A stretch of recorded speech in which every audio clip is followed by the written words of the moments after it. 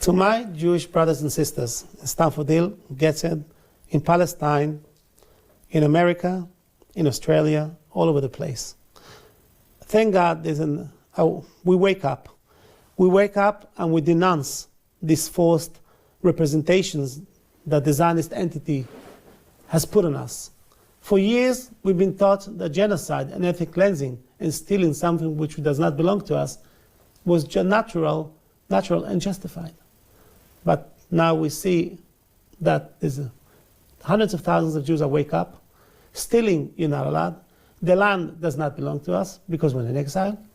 We're waiting for Messiah that should treat all the nations equally with respect, and all of them would serve one God, as it's been written in hundreds of verses in Isaiah, Jeremiah, and many more prophets.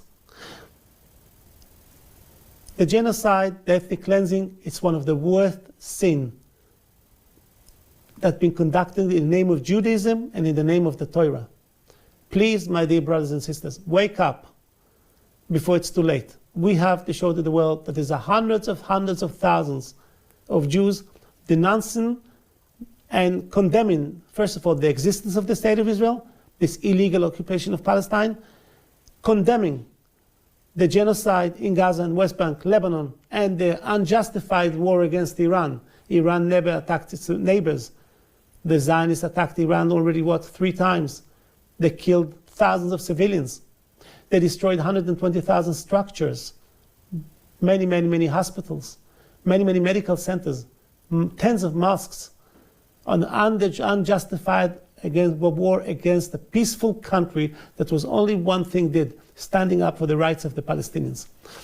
We have to wake up with joint forces to fight world Zionism, and it's to condemn, denounce this fascist Zionist entity that tried to expand, destroy, kill, steal in our name, and falsifying it, all of it on the name of the Torah, which you know that is not true.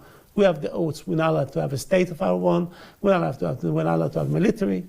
But I'm talking to your conscience. Are you really allowed to kill babies, girls, mothers, fathers, grandmothers, and grandfathers? No, they're human beings. They're not animals. Which the Torah says goyim doesn't mean that they're animals. I can tell you, Maharatz Chayos, take a look in Maseches Yevumas. Maharatz Chayos says that the goyim are human beings like us. But they're not animals. God forbid. People believe in God, in prophecy, modesty. They have morality. They're not animals. They're far away from the savage nations that the Canaanites that we found in Palestine, the Exodus from Egypt. These people, Christians and Muslims, are human beings, and they deserve to respect.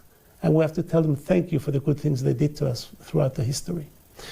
So let's, with joint forces, denounce Zionism, stay away from Zionism, and help the Palestinians with food, money, everything, to keep them alive, and also to give them back the land, asking for forgiveness for all the atrocities, sorrow, agony, and death, and what we caused them. Not we, but Zionists in our name.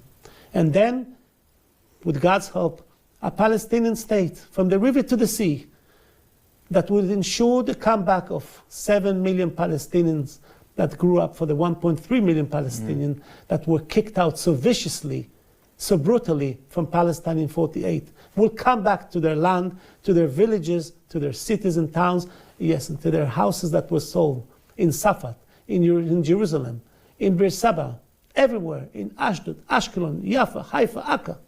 Yes, it's their property. And they will welcome us, because Palestinians are friendly people. Palestinian Christians and Muslims are friendly people, and they will tolerate us. And we'll live like one big family, inshallah, with God's help.